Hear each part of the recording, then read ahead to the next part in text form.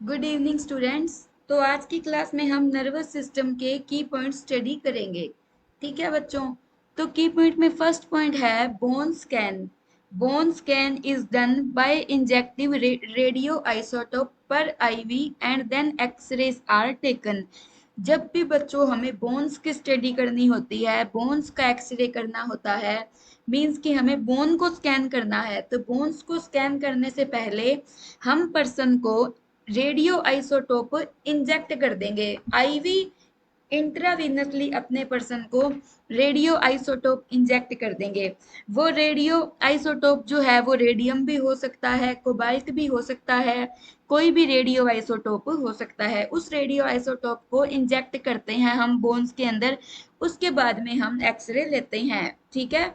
तो ये जो स्टडी होती है ये यूजफुल होती है कोई भी बोन की डिफॉर्मिटी को डिटेक्ट करने के लिए, कोई बोन की डिजीज को डिटेक्ट करने के लिए। तो हमारा फर्स्ट पॉइंट ये है, bone scan is done bye injecting radio isotope. Bone scan जो है वो कैसे करेंगे, हम पहले पर्सन में रेडियो आइसोटोप इंजेक्ट करेंगे आईवी, उसके बाद में एक्सरे कंडक्ट करेंगे। ये है बच्चों फर्स्ट पॉइंट। ठीक है, ये आपको इजीली समझ आ जाएगा। नेक्स्ट है to prevent oedema on site of sprain apply cold compress on the area for first 24 hour. ये कह रहा है बच्चों कि ये कह रहा है बच्चों टू प्रिवेंट एडेमा। एडेमा यानी कि स्वेलिंग को प्रिवेंट करने के लिए जहां पे स्प्रेन हुआ है, स्प्रेन होता है बच्चों इंजरी ऑफ लिगामेंट। स्प्रेन क्या होता है, लिगामेंट की इंजरी होना, लिगामेंट में डैमेज होना। ठीक है, लिगामेंट को बच्चों चोट लगी है। ठीक है, जहां पे आपके लिगामेंट को चोट लगी है, on the site of sprain, sprain को जहां जहां पे स्प्रेन हुआ है वहां पे अगर आप एडेमा प्रिवेंट करना चाहते हो बच्चों, वहां आप नहीं चाहते हो कि स्वेलिंग हो, तो हमारे रिस्पॉन्सिबिलिटी क्या बनती है, हमारा नर्सिंग एक्शन ये है कि हम कोल्ड कंप्रेस अप्लाई करेंगे पहले 24 आवर्स के लिए। क्या अप्लाई करेंगे, कोल्ड कंप्रेस जो है ना वो अप्लाई करेंगे फर्स्ट 24 आवर्स के लिए। इसके बाद में बच्चों ये आपको अच्छे समझ में आ गया है। नेक्स्ट है to turn the client after lumbar laminectomy. जब भी बच्चों किसी पर्सन की लंबर एरिया में लेमिनेक्टमी हुई है, to turn the client after lumbar laminectomy, किसी भी क्लाइंट की लंबर एरिया में लेमिनेक्टमी हुई है, मीन्स की कोई वर्टिब्रा से रिलेटेड कोई सर्जरी हुई है स्पाइनल कोड से, तो हम कौन सी टेक्निक यूज करते हैं, लोग रोलिंग टेक्निक। ये जो लोग रोलिंग टेक्निक होती है ना बच्चों, इसमें क्लाइंट की अपनी हेल्प करते हैं उसकी पोजीशन को चेंज करने के लिए, उसकी मूवमेंट को चेंज करने के लिए हम क्लाइंट की हेल्प करते हैं। इसे हम क्या बोलते हैं बच्चों, इसे हम बोलते हैं लॉग रोलिंग टेक्निक। तो मैं आपको दोबारा बता रही हूँ, ये बात यहाँ पे बोली है कि अगर किसी भी पर्सन की लंबर लेमिनेक्टमी हुई है, अगर किसी भी पर्सन की लंबर लेमिनेक्टमी हुई है, उसके बाद में अगर हम उस पर्सन को टर्न करना चाहते हैं तो हम लोग रोलिंग टेक्निक यूज करेंगे। हम अपने दोनों हाथों से 2-3 पर्सन लगेंगे, दोनों तीनों पर्सन अपने दोनों हाथों का यूज करके पर्सन को टर्न करेंगे, क्योंकि ये पर्सन टर्न खुद से नहीं हो पाता है। इसे हम क्या बोलते हैं, लोग रोलिंग टेक्निक। ठीक है, लोग रोलिंग टेक्निक यही होती है, एक पर्सन लेटा हुआ होता है, 4-5 जने उसके आसपास में लगकर उसको टर्न करते हैं, ये है लॉग रोलिंग टेक्निक। नेक्स्ट है बच्चों carpal tunnel syndrome. Carpal tunnel syndrome occur due to injury of median nerve. बच्चों मीडियन नर्व जो है ना वो अपने हैंड को सप्लाई करती है, किसको सप्लाई करती है, अपने हैंड को सप्लाई करती है, पाम्स को सप्लाई करेगी, फिंगर को सप्लाई करेगी। अगर मीडियन नर्व में बच्चों क्या है, मीडियन नर्व जो है वो आपकी कंप्रेस हो गई है, तो कंप्रेशन ऑफ मीडियन नर्व को हम क्या बोलते हैं, कार्पेल टनल सिंड्रोम भी बोलते हैं। क्या बोलते हैं, कार्पेल टनल सिंड्रोम बोलते हैं मीडियन नर्व के कंप्रेशन को। अब बच्चों मीडियन नर्व में कंप्रेशन होने से क्या होता है ना, अपने हाथ में टिंगलिंग सेंसेशन रहती है। कैसी सेंसेशन रहेगी, टिंगलिंग सेंसेशन, और हाथ में नंबनेस भी रहती है कार्पेल टनल सिंड्रोम में। अब इसको टेस्ट करने के लिए हम कौन सा टेस्ट करते हैं, फैलन टेस्ट करते हैं। कौन सा टेस्ट करते हैं, फैलन टेस्ट यूज करते हैं। तो बच्चों जो कार्पल टनल सिंड्रोम है ना, जो कार्पल टनल सिंड्रोम है वो किसकी इंजरी है, मीडियन नर्व की इंजरी है। It is the injury of median nerve. ठीक है, तो बच्चों क्या जो पॉइंट्स मैं आपको समझा रही हूँ वो आपको समझ में आ रहे हैं? गुड इवनिंग बतेरी, गुड इवनिंग पुष्पा। जो मैं करवा रही हूँ वो आपको समझ में आए हैं पॉइंट्स?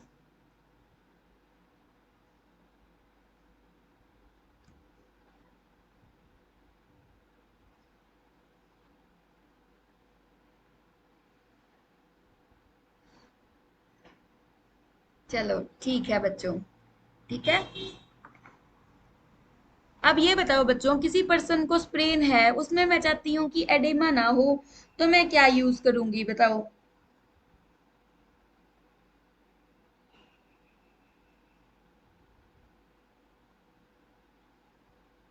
हाँ, टेस्ट कौन सा यूज करते हैं मुझे पता था बच्चों। टेस्ट यूज करते हैं हम फैनल टेस्ट। कौन सा टेस्ट यूज करते हैं? फैनल Phalen test. F P sorry PHALLEN, ये टेस्ट यूज करते हैं हम, फैलन टेस्ट। इसके साथ साथ एक टिनल टेस्ट भी यूज करते हैं। ये दो टेस्ट यूज करते हैं बच्चों हम। ये मैं आपको टेस्ट बहुत अच्छे से करवा चुकी हूँ की पॉइंट्स में।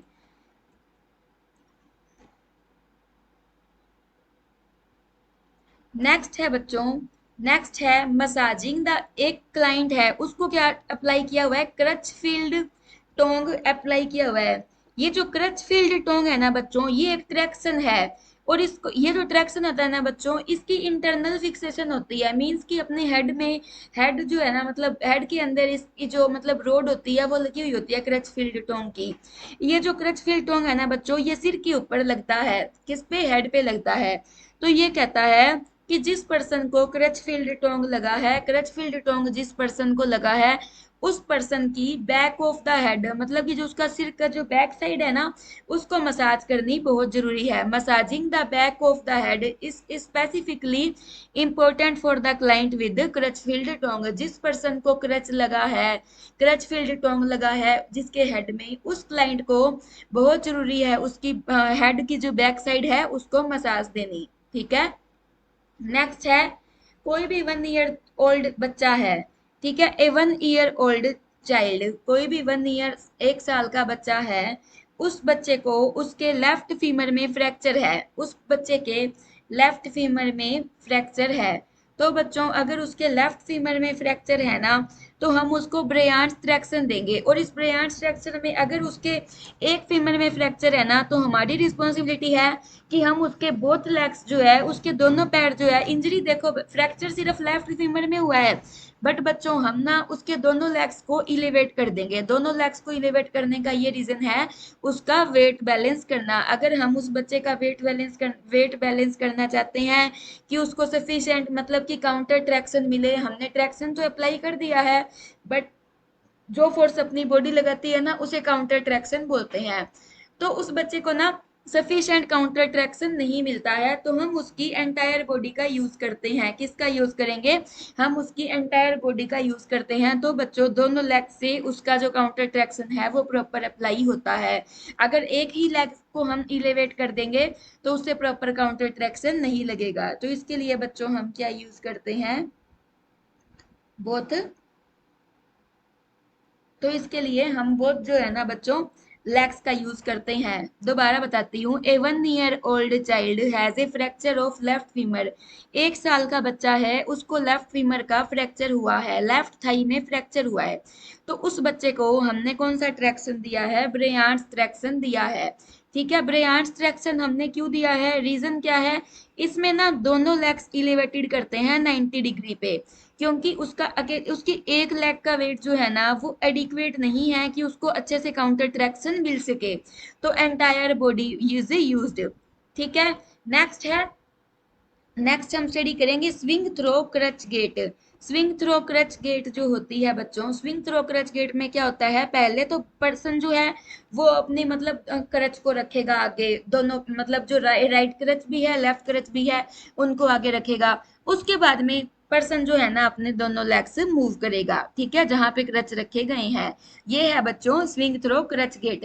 क्रच बच्चों वो होती है जैसे मतलब कि अपने कई कई पर्सन देखते हैं ना, उनके मतलब कि ऐसे दो ऐसे स्टिक सी होती है जिसके थ्रू वो चलते हैं, वो क्रच होती है बच्चों। अब स्विंग थ्रो क्रच गेट क्या होती है? स्विंग थ्रो क्रच गेट होता है कि पर्सन पहले तो अपनी दोनों क्रच प्लेस करेगा, उसके बाद में अपने दोनों लेग्स मूव करेगा। कहाँ पे रखेगा अपने दोनों लेग्स? जहाँ पे पहले क्रच थी। पहले क्रच, फिर पैर आएंगे, फिर क्रच, फिर पर्सन अपने लेग्स रखेगा, फिर क्रच रखेगा, फिर लेग्स रखेगा। मीन्स की जो लेग्स है ना, वो फॉलो करते हैं क्रच को। ये है बच्चों swing through crutch gait. Swing through crutch gait is done by advancing both crutches together and the client moves both legs past the level of crutch. ठीक है। नेक्स्ट है बच्चों the appropriate nursing measure to prevent displacement of. ये देखो बच्चों, next point है appropriate nursing measure to prevent displacement of prosthesis after a right total hip replacement for arthritis is to place the patient in position of right leg abducted. बच्चों यहाँ पे ये बोला गया है बच्चों, कोई भी पर्सन है, एक पेशेंट है, उसको ना राइट हिप रिप्लेसमेंट हुई है, उसको राइट टोटल हिप रिप्लेसमेंट हुई है क्योंकि उसको अर्थराइटिस था। अब बच्चों जिस पर्सन को हिप रिप्लेसमेंट हुई है, हिप रिप्लेसमेंट क्यों हुई है? क्योंकि उसको अर्थराइटिस था। तो हिप रिप्लेसमेंट के बाद में बच्चों हम कौन सी पोजीशन देते हैं? हम ऐसी पोजीशन देंगे जिसमें ना उसकी थाइस जो होती है ना वो एबडक्टेड रहती है। मींस की पर्सन की जो थाई है ना, उसकी थाई सेपरेटेड रहेगी। तो उसके लिए हम क्या करेंगे बच्चों? देखो क्या करेंगे, थाई सेपरेटेड हमें रखनी होगी। हम कैसी पोजीशन यूज करते हैं? एबडक्शन यूज करते हैं। क्या यूज करेंगे बच्चों? एबडक्शन का यूज करेंगे। पर्सन को बोलेंगे कि अपने लेग्स कभी भी गलती से भी क्रॉस नहीं करने हैं, आपने अपने लेग्स को सेपरेटेड रखना है। इसके लिए हम दोनों पैरों के बीच में बच्चों पिलो भी लगा देते हैं। तो ये बोल रहा है कि एक पर्सन है जिसकी टोटल हिप रिप्लेसमेंट हुई है अर्थराइटिस की वजह से। तो हम चाहते हैं कि उसका जो प्रोस्थेसिस हमने यूज किया है उस प्रोस्थेसिस का डिस्प्लेसमेंट ना हो। तो उस डिस्प्लेसमेंट को रोकने के लिए हमने पर्सन को कैसी पोजीशन दे दी? Right leg abducted. Right leg जो है ना वो उसका थोड़ा सेपरेट कर दिया पिलो की हेल्प से, जिससे कि उसका जो प्रोस्थेसिस है वो डिस्प्लेस नहीं होगा। ठीक है। नेक्स्ट है बच्चों रोमबर्ग टेस्ट। अब बच्चों रोमबर्ग टेस्ट, रोमबर्ग टेस्ट आपको अच्छे से पता है किसके लिए यूज होता है? बैलेंस चेक करने के लिए यूज होता है। Romberg test is used to check the balance. ठीक है बच्चों। तो क्या मैंने आपको जितना बताया है क्या आप सबको उतना समझ आया है? जिन्होंने पहले मस्कुलोस्केलेटल सिस्टम किया है, या फिर जिन बच्चों ने, जो बच्चे जब से मैं क्लास ले रही हूँ, मैंने स्टार्टिंग में आपको सारे टेस्ट करवाए थे, जिन्होंने वो क्लास लगाई है उनके लिए बहुत ज्यादा इजी है ये टॉपिक, कुछ मुश्किल नहीं है।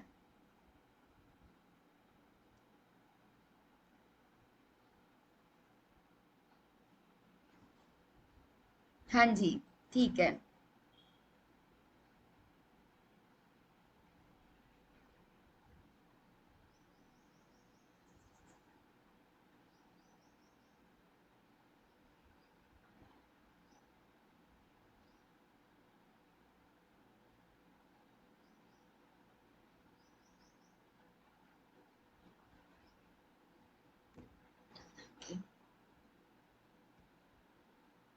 नेक्स्ट है if the client with increase intracranial pressure. अगर कोई पेशेंट है उसका इंट्राक्रेनियल प्रेशर इंक्रीज हो गया है, तो उस टाइम पे वो डिमोन्स्ट्रेट कैसी पोजीशन डिमोन्स्ट्रेट करता है? डीकोर्टिकेट पोस्चरिंग। डीकोर्टिकेट पोस्चरिंग में बच्चों क्या होता है? डीकोर्टिकेट पोस्चर में एल्बोज फ्लेक्स हो जाती है, नीज का एक्सटेंशन होगा और फिट्स जो है उनका प्लेंटर फ्लेक्शन होगा। मींस की डीकोर्टिकेट पोस्चरिंग मैंने आपको बताई थी ना, जो एल्बोज होती है वो बच्चों चेस्ट पे आ जाती है, एल्बोज चेस्ट पे आ जाएगी। ठीक है। एल्बो से फ्लेक्शन होगा। तो जो आपके रिस्ट है ना बच्चों, सॉरी रिस्ट जो है वो आपकी चेस्ट पे आ जाती है, इसे हम क्या बोलेंगे? डिकोर्टिकेट पोस्चरिंग बोलेंगे। ठीक है। नेक्स्ट पॉइंट है the nursing diagnose that would have the highest priority. अगर कोई क्लाइंट कोमा में है ना, अगर कोई क्लाइंट कोमा में है जिसको सेरेब्रल हेमरेज हुआ है, तो उस टाइम पे बच्चों, उस टाइम पे क्या नर्सिंग रिस्पॉन्सिबिलिटी रहेगी? The nursing diagnose that would have the highest priority. Nursing diagnose जिसकी हाईएस्ट प्रायोरिटी है कोमा के कोमा के पेशेंट में केयर देने में, तो वो हमारी हाईएस्ट प्रायोरिटी क्या रहेगी, इनइफेक्टिव एयरवे क्लियरेंस। इनको इस टाइम पे बच्चों हायर प्रायोरिटी अपनी क्या रहेगी, इनइफेक्टिव एयरवे क्लियरेंस। उस टाइम पे एयरवे जो है क्लियर नहीं होगी, तो हमारा वर्क होगा कि हम एयरवे को पेटेंट मेंटेन करके रखें, एयरवे की पेटेंसी मेंटेन करके रखें। ठीक है। नेक्स्ट है बच्चों, जब भी किसी पर्सन को टॉनिक क्लोनिक सीजर्स होते हैं, टॉनिक क्लोनिक सीजर्स हो रहे थे पर्सन को, उस टाइम पे बच्चों टॉनिक क्लोनिक सीजर्स में बच्चों स्टेज आई क्लोनिक स्टेज। कौन सी स्टेज आई, क्लोनिक स्टेज। तो उस स्टेज में हमारी पहली रिस्पॉन्सिबिलिटी क्या बनती है, उस स्टेज में हमारी पहली रिस्पॉन्सिबिलिटी बनती है कि हम क्या करेंगे, ओरोट्रैकियल सक्शनिंग करेंगे। क्या करेंगे, ओरोट्रैकियल सक्शनिंग करेंगे, ताकि जो सिक्रेशन है पर्सन एस्पायरेट ना कर जाए। हमारा क्या रिस्पॉन्सिबिलिटी रहेगी, हम उसकी सिक्रेशंस को सक्शन करेंगे उस टाइम पे क्लोनिक फेस में। ठीक है। नेक्स्ट है the first nursing intervention in A quadriplegic client. Quadriplegic client होता है बच्चों, उसकी पूरी की पूरी बॉडी में पैरालिसिस हो चुका है, सिर्फ एक उसके अपर पार्ट ऑफ नेक को छोड़ के। क्वाड्रिप्लेजिया में क्या होता है, पर्सन की पूरी बॉडी में पैरालिसिस हो गया है। क्वाड्रिप्लेजिया में क्या होता है, पर्सन की पूरी बॉडी में पैरालिसिस हो गया है क्वाड्रिप्लेजिया में। ठीक है। और उस टाइम पे बच्चों क्या होता है, पूरी की पूरी बॉडी में जब पैरालिसिस हो जाता है, उस क्लाइंट को क्या एक्सपीरियंस हो रहा है, autonomic डिसरिफ्लेक्सिया। Who is experiencing autonomic डिसरिफ्लेक्सिया, means कि खुद ब खुद उस पर्सन की बॉडी जो है ना, वो रिफ्लेक्सिस प्रॉपर शो नहीं कर रही है। तो उस कंडीशन में बच्चों अपनी रिस्पॉन्सिबिलिटी क्या होगी, पर्सन के जो हैंड्स है ना, वो उस पर्सन का जो हेड है ना, हेड पर्सन का जो सिर है, जितना उसको ऊपर रख सकते हैं उतना ऊपर रखेंगे, उतना ज्यादा इलेवेट करेंगे। ऑटोनोमिक डिसरिफ्लेक्सिया में क्या होता है, अपना जो नर्वस सिस्टम है ना, वो खुद से ही स्टिमुलेट हो जाएगा। खुद से स्टिमुलेट होने का मतलब क्या है, ऑटोनोमिक डिसरिफ्लेक्सिया का मतलब है कि जो अपना ऑटोनोमिक नर्वस सिस्टम है ना, वो खुद से ही ओवर स्टिमुलेट हो गया है। जिसमें क्या क्या देखने को मिलेगा, पर्सन का बीपी चेंज हो जाएगा, हार्ट रेट चेंज हो जाएगा, पर्सन की स्वेटिंग ज्यादा हो जाएगी। ठीक है। ब्लैडर और बावल प्रॉब्लम्स हो सकती है, ये सारी प्रॉब्लम देखने को मिलेगी। तो इस कंडीशन में हम पर्सन को क्या बोलेंगे कि जो अपना हेड, पर्सन का जो हेड है ना, हमारा नर्सिंग एक्शन यहाँ पे ये रहेगा कि पर्सन का हेड जो है, जितना ज्यादा हम इलिवेट कर सकते हैं उतना ज्यादा इलिवेट करेंगे, जितना ज्यादा हेड को इलिवेट कर सकते हैं उतना ज्यादा हेड इलिवेट करेंगे। ये हमारा नर्सिंग एक्शन होगा।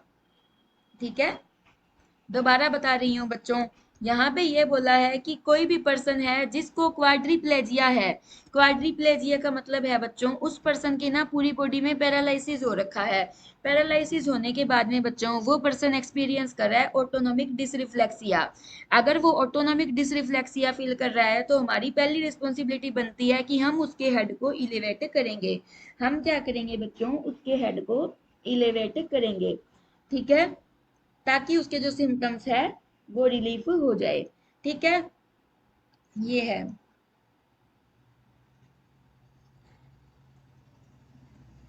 नेक्स्ट है बच्चों, जब भी बच्चों किसी भी पर्सन की ब्रेन ट्यूमर की सर्जरी हुई होती है, किसी की भी ब्रेन ट्यूमर की सर्जरी हुई है, ब्रेन ट्यूमर की सर्जरी के बाद में बच्चों देखेंगे ब्रेन में हाइपोथैलेमस भी है, हो सकता है हाइपोथैलेमस की भी सर्जरी हुई हो। उस टाइम पे बच्चों हाइपोथैलेमस भी प्रॉपर वर्क नहीं करेगा। और हाइपोथैलेमस क्या है बच्चों, टेम्परेचर कंट्रोलिंग सेंटर है। Hypothalamus is temperature controlling, temperature regulating centre. तो हम ये देखेंगे जब किसी पर्सन को ब्रेन ट्यूमर है या फिर ब्रेन ट्यूमर की सर्जरी हुई है, तो उसका जो टेम्परेचर है ना, वो फ्लक्चुएटेड शो होगा हमें। उसका जो टेम्परेचर है वो हमें कैसे शो होगा, फ्लक्चुएटेड शो होगा। ये देखो, यही यहाँ पे लिखा है, ये देखो।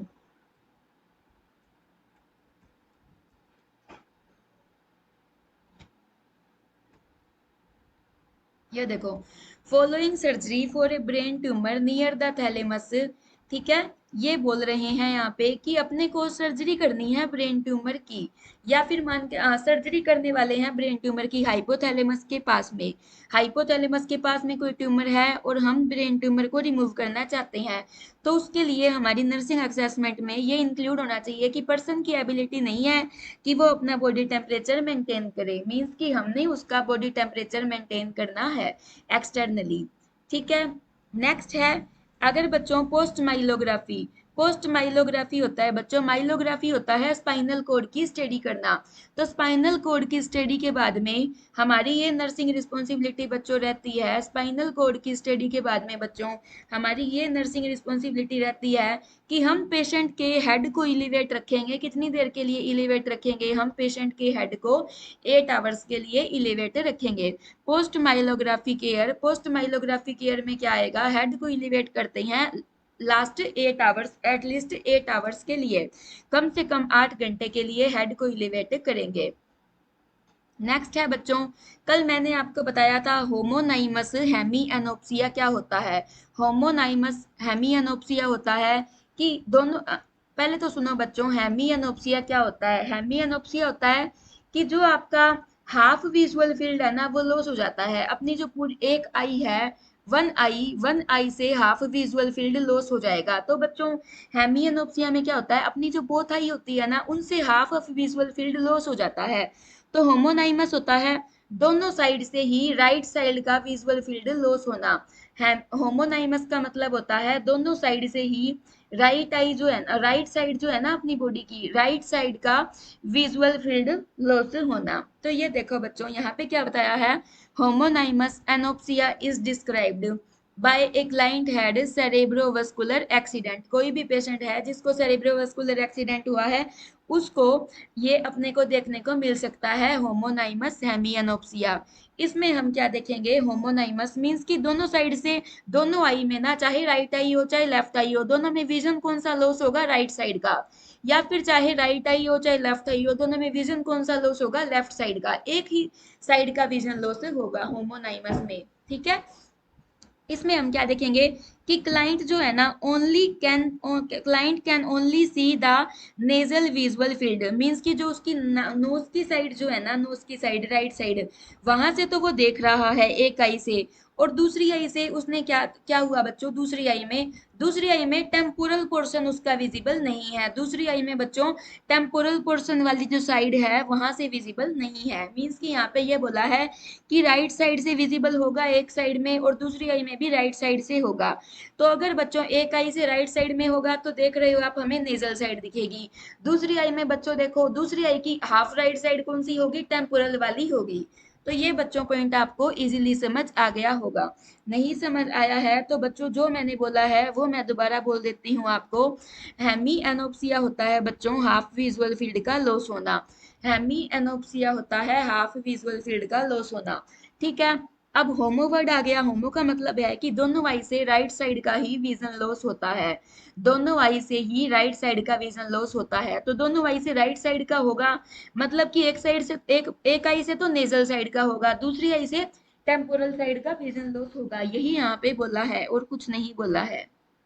नेक्स्ट है, अगर किसी को थ्रोम्बो इम्बोलिक सेरेब्रोवास्कुलर एक्सीडेंट हुआ है ना, किसी को थ्रोम्बो इम्बोलिक सेरेब्रोवास्कुलर एक्सीडेंट हुआ है तो उस टाइम पे हम उसे कौन सी ड्रग दे देते हैं, टिक्लोपिडिन दे देते हैं। कौन सी ड्रग दे देते हैं, टिक्लोपिडिन दे देते हैं। टिक्लोपिडिन जो होती है बच्चों अपने प्रेस्क्राइब करते हैं जिसको thrombo embolic cardio cerebrovascular accident हुआ है उसको। ठीक है। नेक्स्ट है बच्चों, यहाँ पे ये बोला है टू मेंटेन, अगर किसी पर्सन को मान के चलो स्ट्रोक आया है, अगर किसी पर्सन को स्ट्रोक है,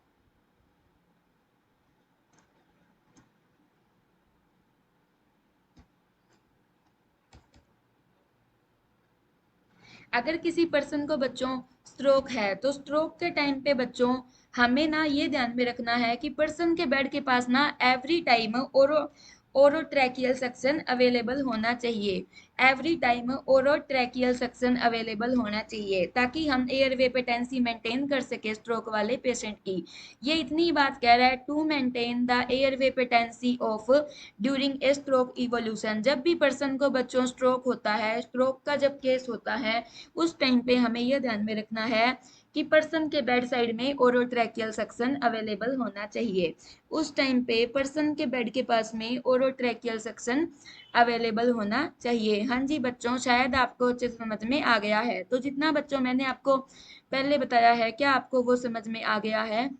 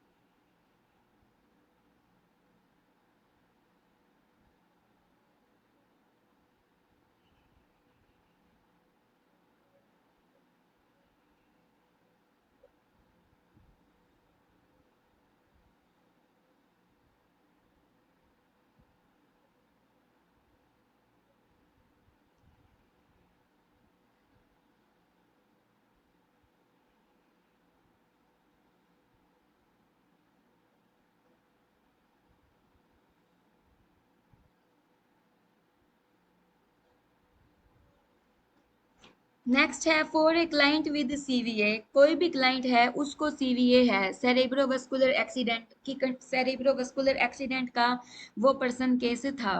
तो सेरेब्रोवस्कुलर एक्सीडेंट की कंडीशन में ना बच्चों, अपने हमने उसे केयर दे दी। अब हम चाहते हैं कि वो पर्सन ओरली फीड करे। अगर हम ऐसा चाहते हैं तो हम उसे ओरली फीड करवाने से पहले हम उसका गैग रिफ्लेक्स चेक करेंगे कि कहीं पे वो एस्पिरेट ना कर जाए। तो जरूरी है हमारे लिए गैग रिफ्लेक्स का कंफर्मेशन करना। किसका कंफर्मेशन करना? गैग रिफ्लेक्स का कंफर्मेशन करना। जिस क्लाइंट को सेरेब्रोवास्कुलर एक्सीडेंट था, उसको ओरली फीड देने से पहले हम गैग रिफ्लेक्स चेक करेंगे। उसको ओरली फीड देने से पहले हम गैग रिफ्लेक्स चेक करेंगे। ठीक है। नेक्स्ट है बच्चों, कोई भी पर्सन है, ठीक है, उसको मान के चलो कोई ध्यान से सुनना बच्चों। Clear fluid draining from the nose of a client. जिस किसी पर्सन को हेड ट्रॉमा हुआ है, सिर पे चोट लगी है 3 घंटे पहले, और हम ये देख रहे हैं कि उसके नाक से पानी आए जा रहा है, पानी आए जा रहा है। इसका मतलब है कि नाक से पानी नहीं बच्चों, वो सीएसएफ फ्लो हो रहा है। सीएसएफ फ्लो हो रहा है, तो इसका मतलब है अगर किसी पर्सन को क्लियर फ्लूइड आ रहा है नोज से, और उसकी हिस्ट्री है कि उसको 3 घंटे पहले हेड ट्रोमा हुआ है, तो वो क्या इंडिकेट कर रहा है? बेसिलर स्कल फ्रैक्चर, मींस कि उसका स्कल का बेस फ्रैक्चर हो चुका है, ये इंडिकेट करेगा। अगर 3 आवर पहले उसको हेड इंजरी हुई है, हेड इंजरी के बाद में हम हेड इंजरी के 3 घंटे बाद में हम ये देख रहे हैं कि पर्सन के नोज से क्लियर फ्लूइड डिस्चार्ज हो रहा है, तो इसका मतलब है कि पर्सन को बेसिलर स्कल फ्रैक्चर है। ठीक है। नेक्स्ट है बच्चों, जब भी किसी पर्सन को फिनाइल टोइन थेरेपी देते हैं ना, जब भी किसी पर्सन को फिनाइल टोइन थेरेपी देते हैं, फिनाइल टोइन थेरेपी के टाइम पे बच्चों हमें क्या एडवर्स इफेक्ट देखने को मिलेगा? पर्सन को जिंजीवल हाइपरप्लेजिया देखने को मिलेगा। जिंजीवल, जिंजीवा बच्चों क्या होता है? बच्चों आप बताओ मेरे को, जिंजीवा क्या होता है? आप सबको पता है? बताओ मेरे को जिंजीवा क्या होता है?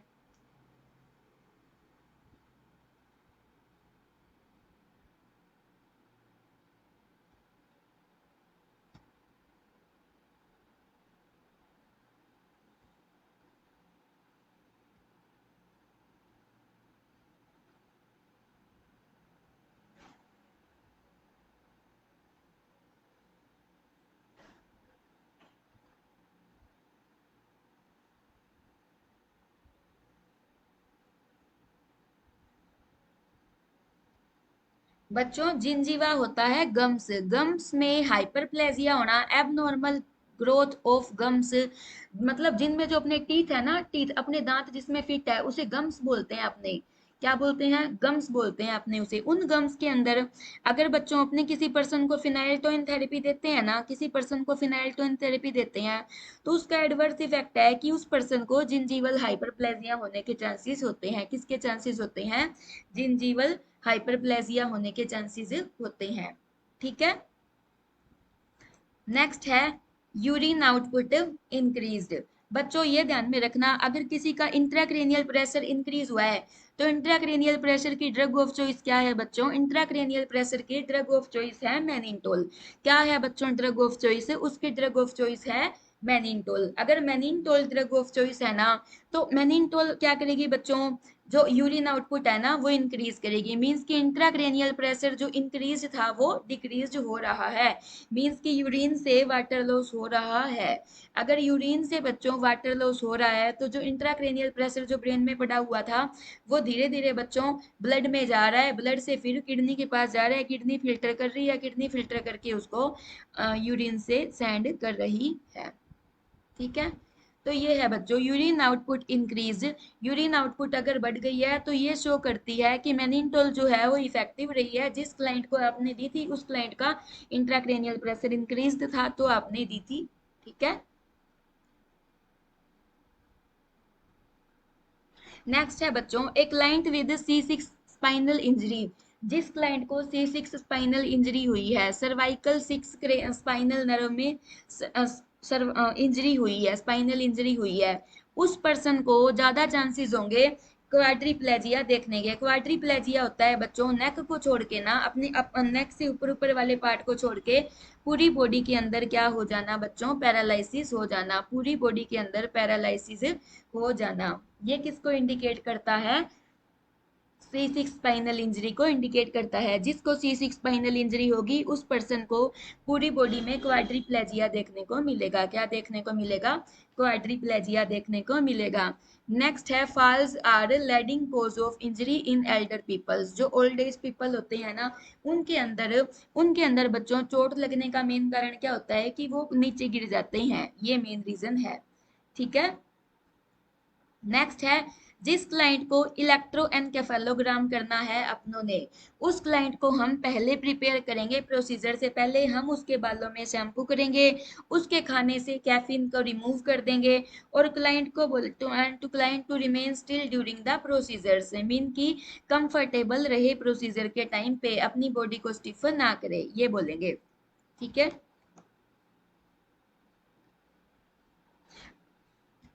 ध्यान से सुनना बच्चों, यहाँ पे बोला है जिस क्लाइंट को इलेक्ट्रोएन्केफेलोग्राम करना है उसको हम बालों में शैम्पू करेंगे, उसकी डाइट से ना कॉफी जो है ना, कैफीन, जिन चीजों में कैफीन देखने को मिलता है उनको रिमूव करेंगे। पर्सन को बोलेंगे जब तक तेरी इलेक्ट्रोएन्केफेलोग्राम नहीं होती है ना तू कॉफी को हाथ नहीं लगाएगा। ये तो मैं गुस्से में बोल रही हूँ, पेशेंट को बहुत प्यार से बोलेंगे जी आपकी ना इलेक्ट्रोएन्केफेलोग्राम करनी है हमने, ये एक प्रोसीजर है, इसको करने से पहले ना आप 4 दिन, जब तक ये प्रोसीजर नहीं होता है तब तक आप कॉफी को अवॉइड करोगे। ठीक है, अपने खाने से जो भी कैफीन कंटेनिंग प्रोडक्ट है उनको अवॉइड करोगे, ये है बच्चों।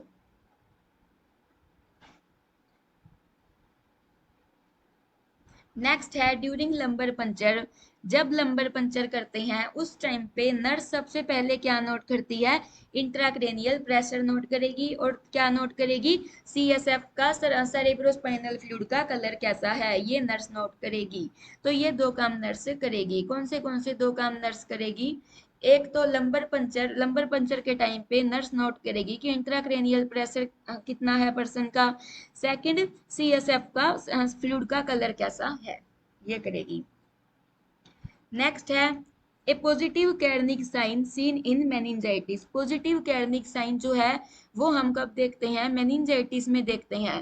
कैर्निक साइन क्या होता है बच्चों, कैर्निक साइन यही है कि हमने क्या किया, जब हमने कैर्निक साइन में हमने क्या किया बच्चों, जब हमने पर्सन के हिप को फ्लैक्स कर दिया, ठीक है, हिप पर्सन को बोला लेट जा स्पाइन में, स्पाइन पोजीशन में लेट जाएगा, फिर उसको बोलेंगे कि अपनी थाई को फ्लेक्स कर 90 डिग्री पे, वो थाई फ्लेक्स कर लेगा। फिर उसे बोलेंगे कि अब अपने नी को भी फ्लेक्स कर 90 डिग्री एंगल पे, पर्सन नी को भी फ्लेक्स कर लेगा। फिर हम उसको क्या करेंगे, उसके नी को एक्सटेंड करने की कोशिश करेंगे। अगर हम नी को एक्सटेंड करेंगे तो उसकी हार्मस्ट्रिंग मसल में पेन होगा और वो बच्चों आगे नी एक्सटेंड नहीं कर पाएगा, जिसे हम क्या बोलते हैं, कैर्निक साइन बोलते हैं। कैर्निक साइन हमें कब देखने को मिलता है, मेनिंजाइटिस में देखने को मिलता है। ठीक है।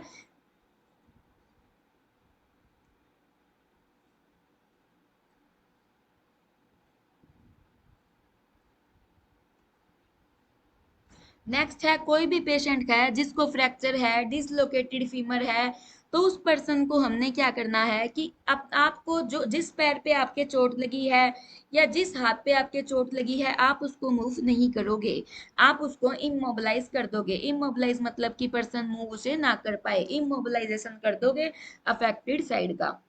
ठीक है बच्चों। नेक्स्ट है हर्निएटेड न्यूक्लियस पल्पोसिस। हर्निएटेड न्यूक्लियस पल्पोसिस का मतलब है जो डिस्क होती है ना, डिस्क डिस्क जो है ना अपनी पोजीशन से डिस्प्लेस हो जाती है। स्पाइनल डिस्क जो होती है वो अपनी पोजीशन से डिस्प्लेस हो जाती है, इसे हम क्या बोलेंगे, हर्निएटेड न्यूक्लियस पल्पोसिस। हर्निएटेड न्यूक्लियस पल्पोसिस जो है ना, इसमें डिस्क, इंटरवर्टिब्रल डिस्क जो है ना बच्चों, अपनी पोजीशन से डिस्प्लेस हो जाएगी। और ये कहाँ, कौन से एरिया में ज्यादा देखने को मिलती है, लंबर रीजन या फिर लंबर सैक्रल रीजन में देखने को मिलेगी। लंबर और लंबो सैक्रल में हमें देखने को मिलेगी। ठीक है।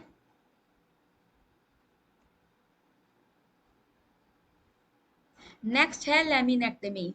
लेमिनेक्टमी क्या होता है, लेमिनेक्टमी होता है जो हर्निएटेड पोर्शन था इंटरवर्टिब्रल डिस्क का, उसको रिमूव करने की प्रोसेस को हम क्या बोलेंगे, लेमिनेक्टमी बोलेंगे। उसको रिमूव करने की प्रोसेस को हम क्या बोलेंगे, लेमिनेक्टमी बोलेंगे। तो क्या बच्चों आपको ये सब जो पॉइंट्स मैंने करवाए हैं वो आपको समझ में आ गई हैं? आई होप कि वो आपको समझ में आ गए होंगे।